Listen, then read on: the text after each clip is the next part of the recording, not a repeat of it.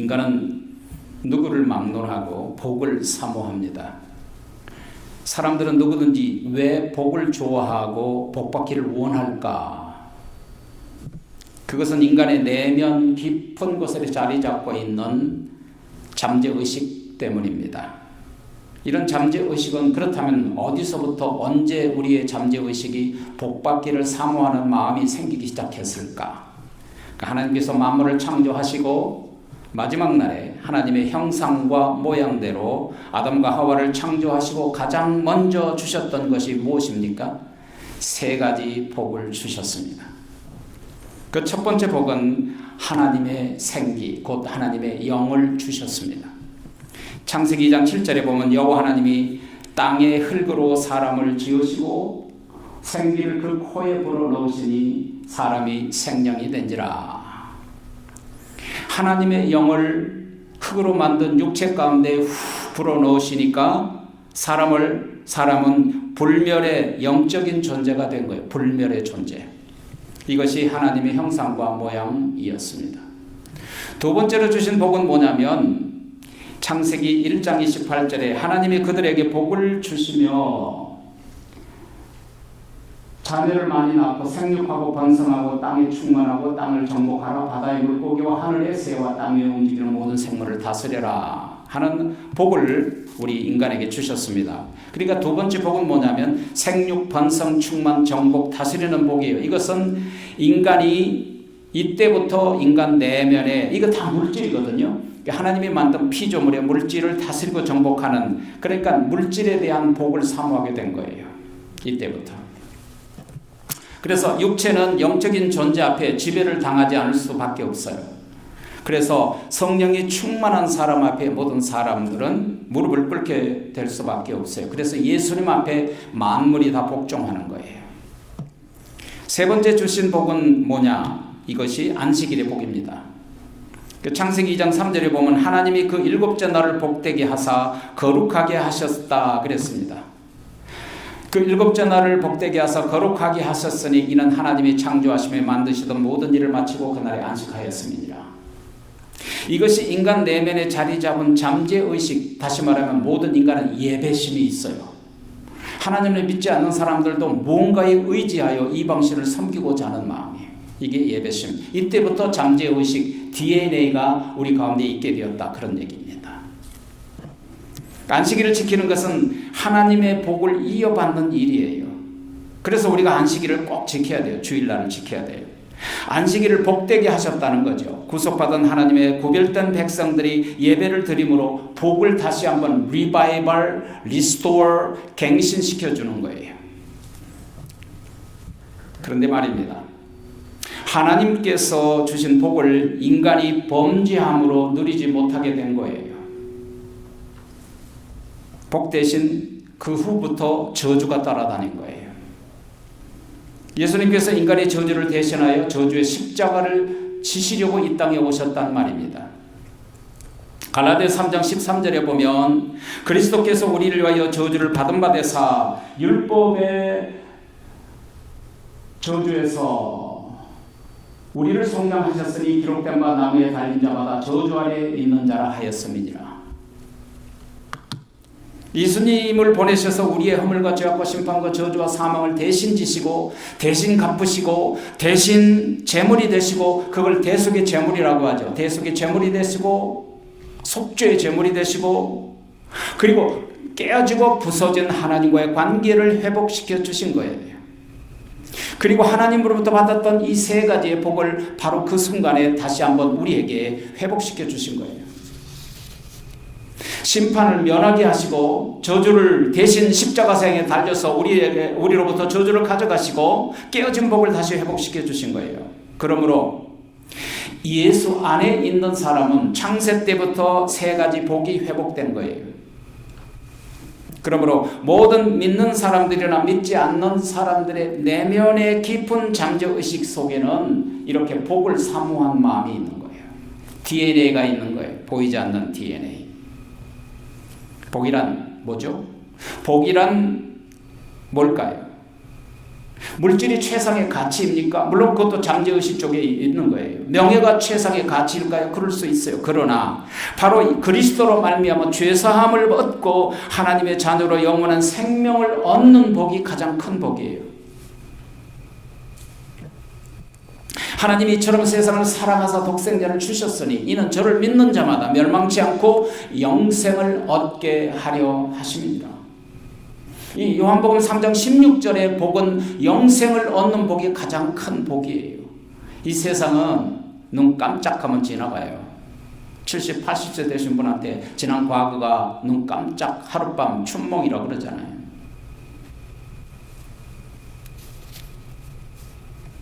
그러므로 참된 복은 하나님으로부터 오는 게 참된 복이에요.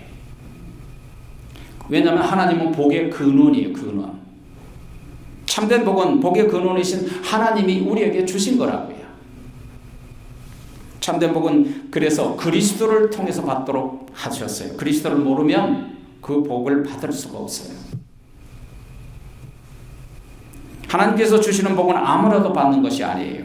하나님은 예수 그리스도로 말미암아 의롭담을 받은 자에게만 복을 주시고 의롭담을 받는 사람만 거룩한 하나님의 백성, 나라의 백성들이 되게 하시고 그 나라에서 영원한 생명을 얻도록 하신 거예요.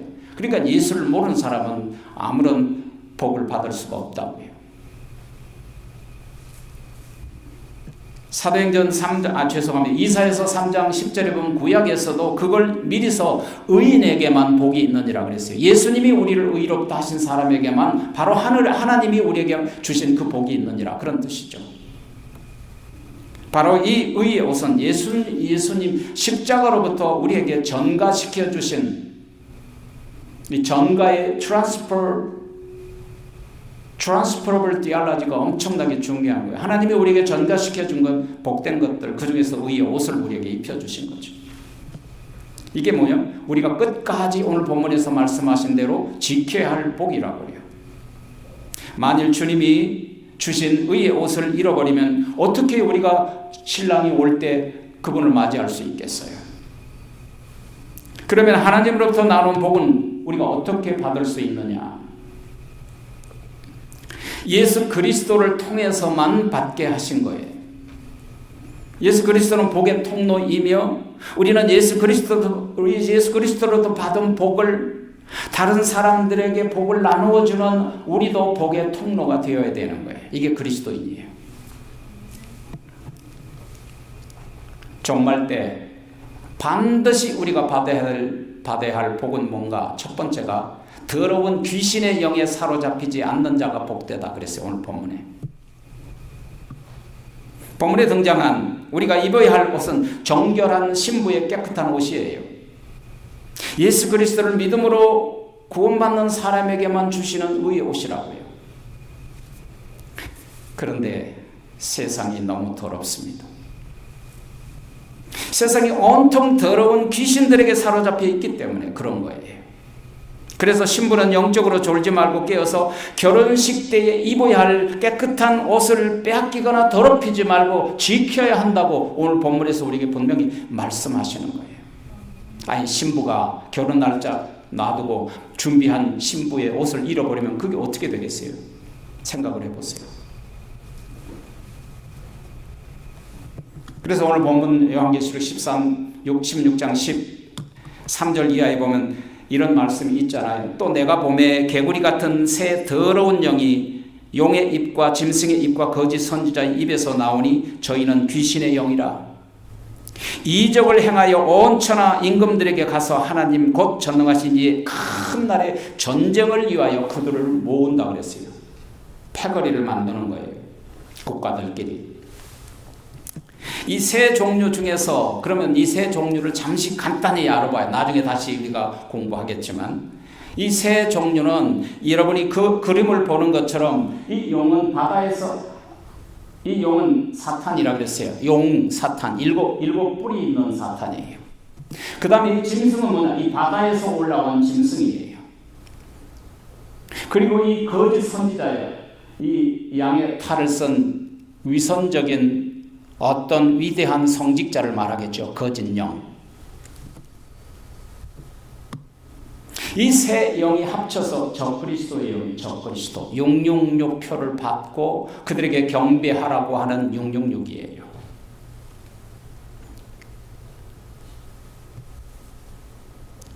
심판의 날이 가까우면 악한 영들이 굉장히 득세를 합니다. 왜 그럴까요? 그들의 심판이 가까웠기 때문에 발악을 하는 거예요. 사도 요한은 이 세 더러운 용과 짐승과 거짓 선지자 입에서 나오는 귀신들의 영에 대하여 환상을 본 거예요.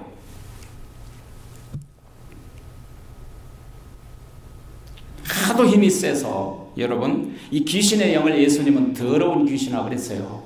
이 귀신의 영을 예수님이 딱 보시고 이 더러운 귀신아. 여러분 여러 군데 있잖아요. 복음서에 있는 모든 귀신들이 나올 때마다 예수님이 더러운 귀신아 그랬거든요.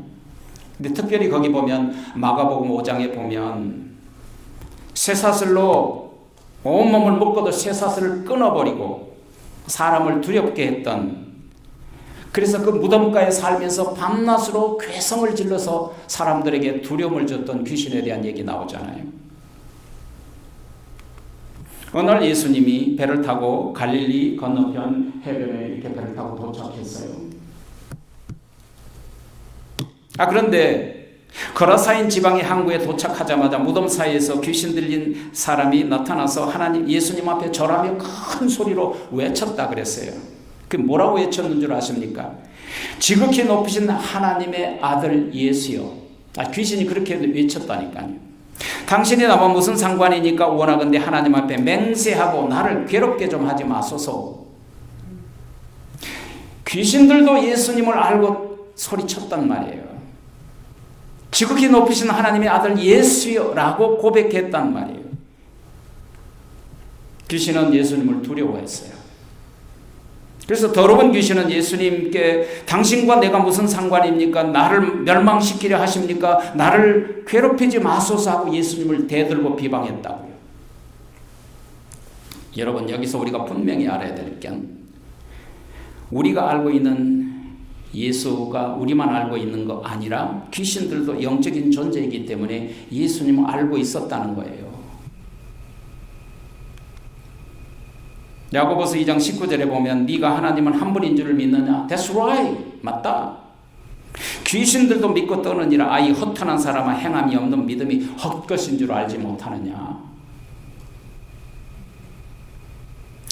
행함이 없는 믿음을 귀신의 믿음이라고 하는 거예요. 알기는 안다는 거예요. 귀신들이 지식적으로 예수님을 알고 하나님도 알지만 귀신은 전혀 믿음을 조금도 행하지 않아요. 그래서 귀신의 믿음은 행함이 없는 지식적인 믿음이에요. 믿음을 행하지 않는 믿음을 그래서 허탄한 믿음, 헛것이라고 하는 거죠.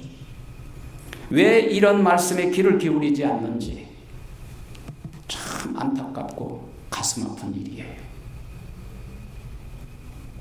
그런데 본문에서는 이 더러운 귀신의 영을 왜 개구리의 모습으로 나타났을까?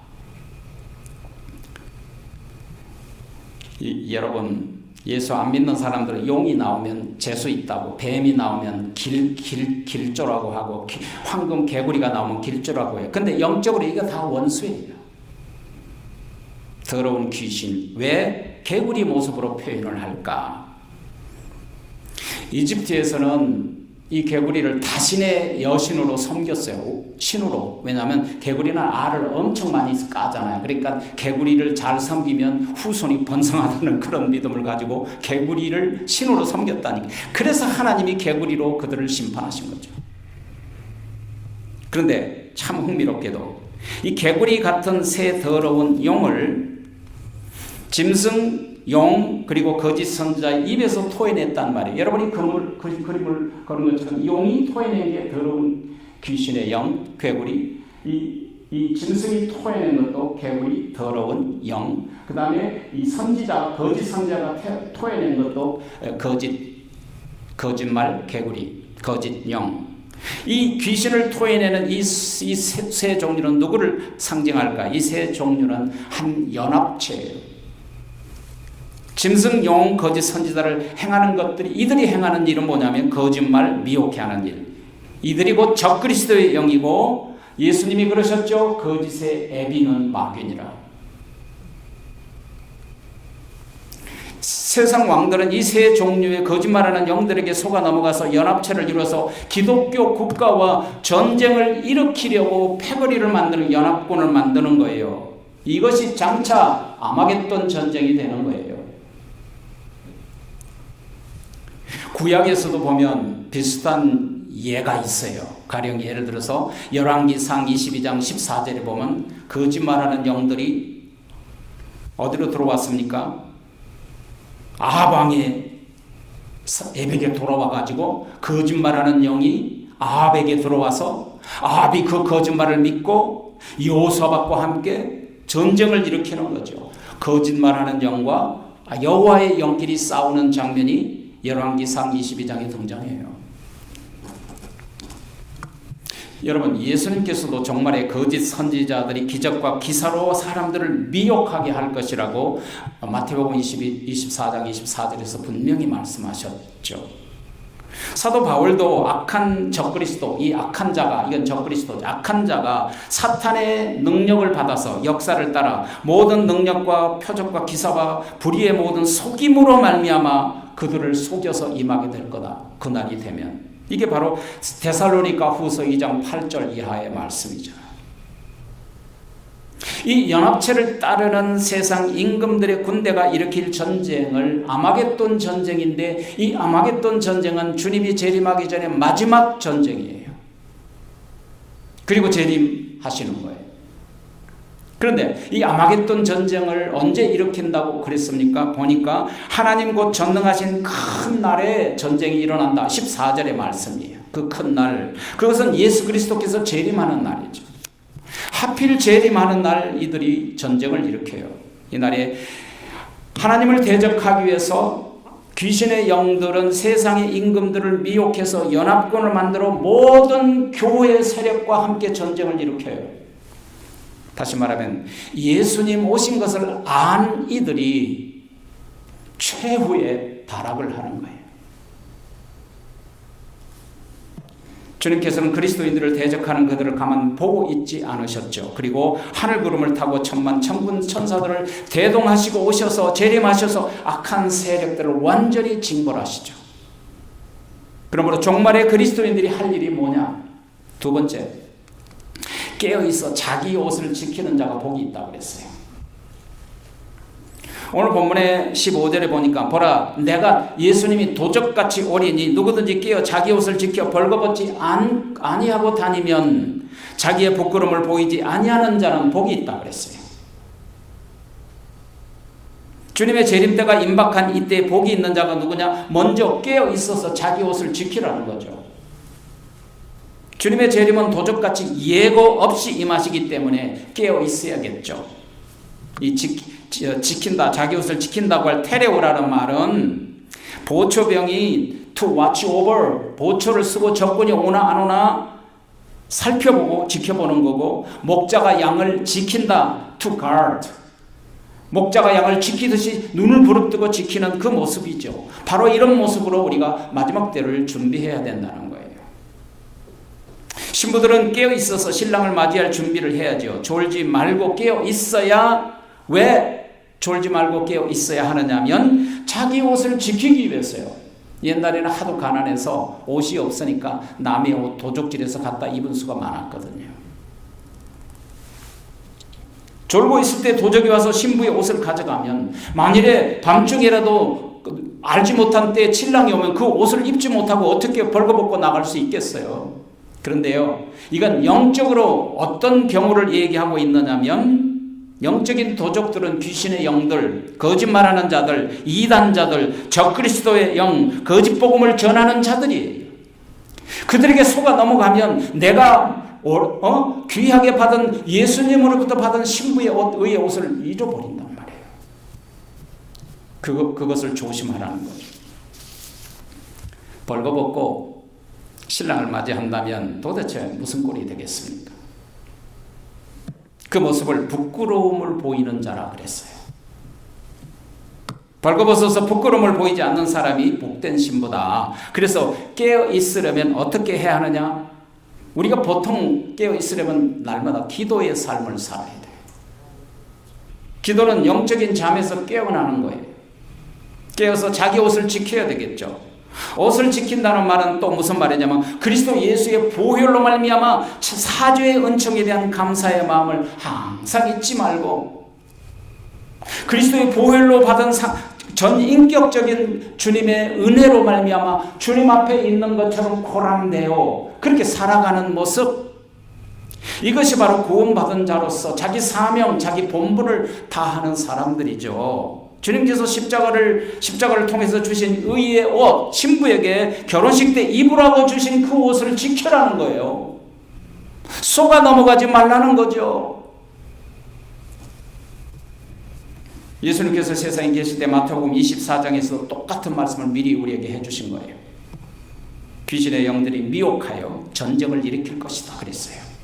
그리고 예수님께서 50대까지 사탄의 유혹에 넘어가지 말도록 주님 앞에 충성을 다하고 믿음을 지키고 항상 깨어 있으라고 여러 번 우리에게 말씀하신 거죠. 우리는 깨어 있어서 신부의 옷, 의의 옷, 자기 옷을 지켜야 돼요. 깨어 있다는 것, 그리고레오라는 말은 무슨 말이냐면 졸지 않고 정신 차리고 살펴본다는 거예요. 마음이 둔화해지고 피곤해 졸다 하고 반대예요. 이거는 그렇게 깨어있으라고 외쳐도 졸음을 이기지 못하고 있는 건 너무나도 안타까운 일 아닌가요?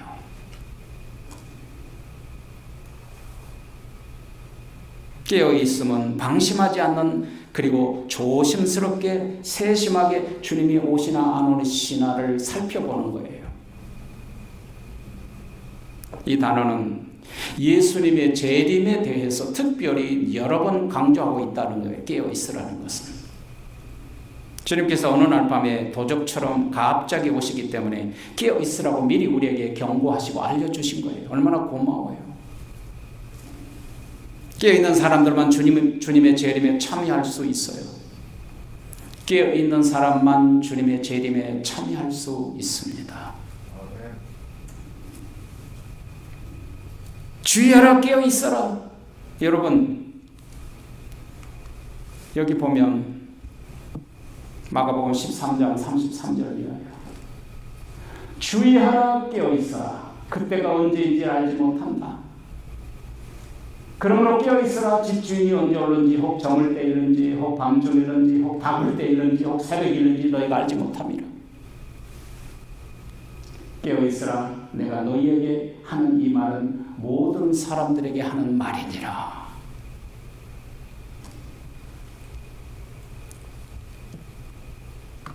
세 번이나 깨어있으라, 깨어있으라, 깨어있으라 한 구절에서 왜 그럴까요?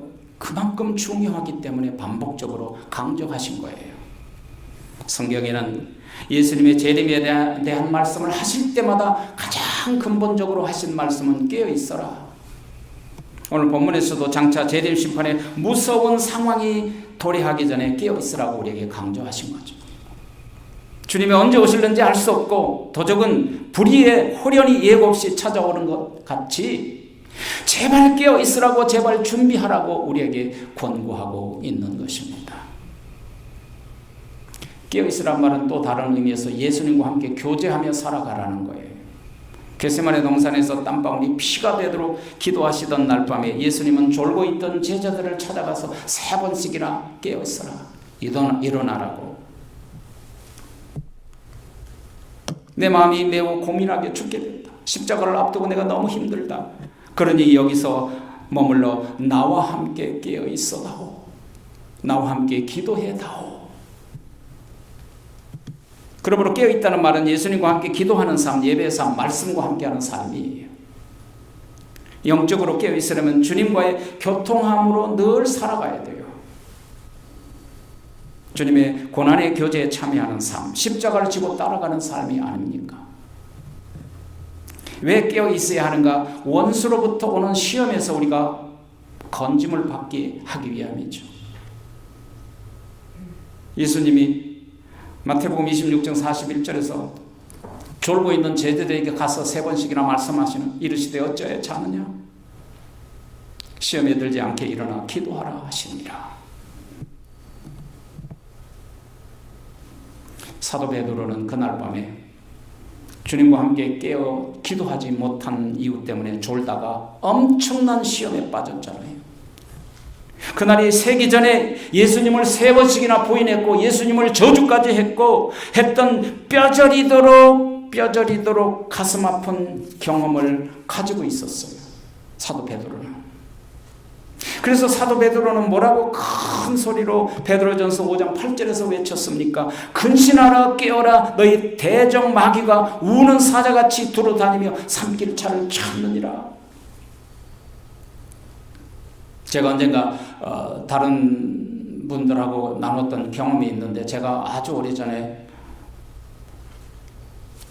이 우는 사자가 밤에 창문이 있는데 그 창문을 깨뜨리고, 그리고 입안에 벌건 모습을 입을 벌리고 무서운 이빨을 가지고 나를 덮치는 거예요. 그런데 그때 바로 옆에 보니까 그 소여물을 쏘는 작두가 있어요. 그래서 날카로운 작두를 붙들고 그 입속으로 그냥 그걸 반쪽을 냈어요. 그랬더니 피가 팍 터져요. 그리고 꿈을 딱 깼는데, 그때 그 순간에 꿈을 깼는데도 피냄새가 나더라고요. 여러분, 우는 사자처럼 마귀는 입을 벌리고 우리를 삼킬 자를 찾는 거예요. 누구를 찾겠어요? 잠자는 자들을 찾습니다. 연약한 사람들을 찾습니다. 기도하는 사람들을 찾아다니는 거예요.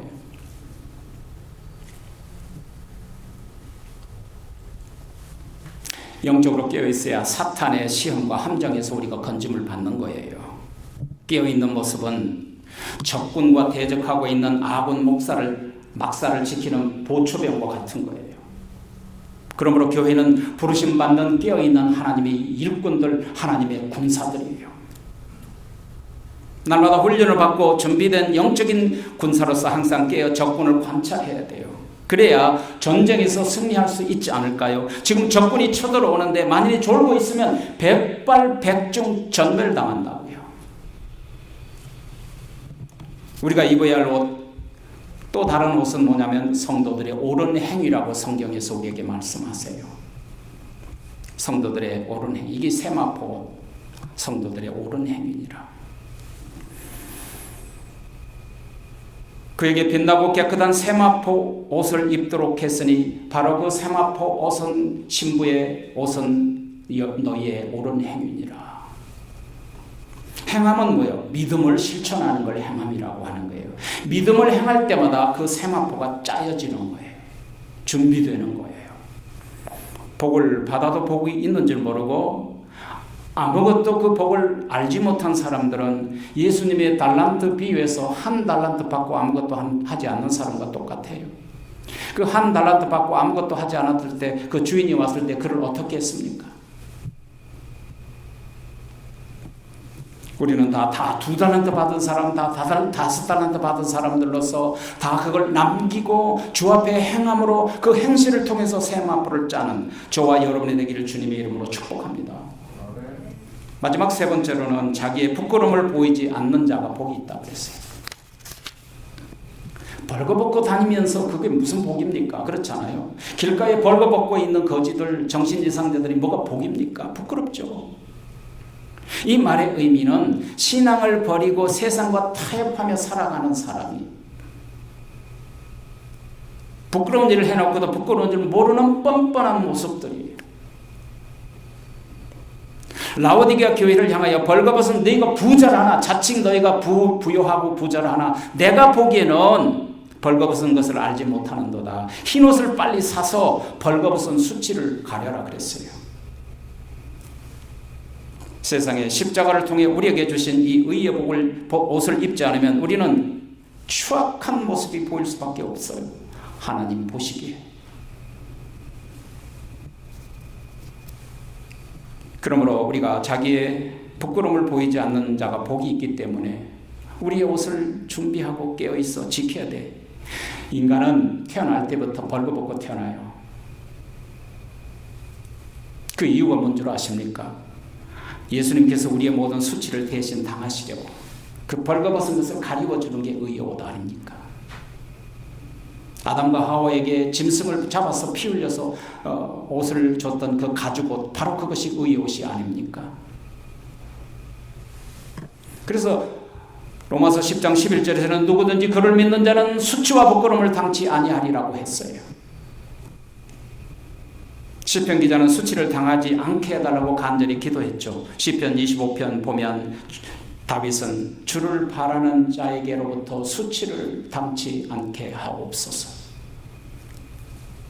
특히 오늘 본문에서 참다운 복은 종말 때 예수님의 재림과 관련이 있음을 우리가 알 수 있습니다. 마지막 날 복 있는 자로 남는 것이 큰 복이에요. 오늘 15절에 보면 내가 도적같이 오리니 누구든지 깨어 자기 옷을 지켜 벌거벗고 다니지 아니하며 자기의 부끄러움을 보이지 않는 자가 복된다. 여러분, 최종 승리자가 누구입니까? 마지막으로 싸워 승리한 사람이 최종 승리자 아닙니까? 예수님의 생애를 생각해 보십시오. 예수님의 생애는 온갖 고난과 중상모략과 채찍질과 십자가의 고난과 무덤까지 낮아지며 짓밟히고 깨어지고 부서지고 온몸을 갈기갈기 찢겨 나갔지만, 그러나 그 사망 권세를 이기고 다시 승리하심으로 승리자가 되는 거 아닙니까? 평생 온갖 복을 누리다가 마지막 순간에 패배자가 된다면 평생 누리던 복이 무슨 소용이 있습니까? 평생 세상 복을 누리지 못했을지라도 마지막 순간에 영원한 복을 누린다면 그 사람이 정말 진정한 복된 사람이라 그 말입니다. 주님이 오시는 날 의로운 자라고 칭찬을 받고 하늘 창고에 드리는 알곡이 되려면, 재림의 날 오른편에 구별된 양의 무리스 가운데 들어가려면, 신랑이 오는 날에 등불과 기름을 준비하여 혼인잔치에 들어갈 수 있는 옷을 준비한 사람이 되어야 하지 않겠습니까? 그날은 도적같이 오신다고 하셨습니다. 먼저 자기 옷을 지켜야 합니다. 신랑이 오시는 날 깨끗한 의 옷을 입고 신랑을 맞이하려면 의의 옷을 입고 벌거벗고 다니지 말아야 합니다. 그래서 자기의 부끄러운 모습을 보이지 않는 자가 복되다고 오늘 우리에게 말씀하시는 것입니다.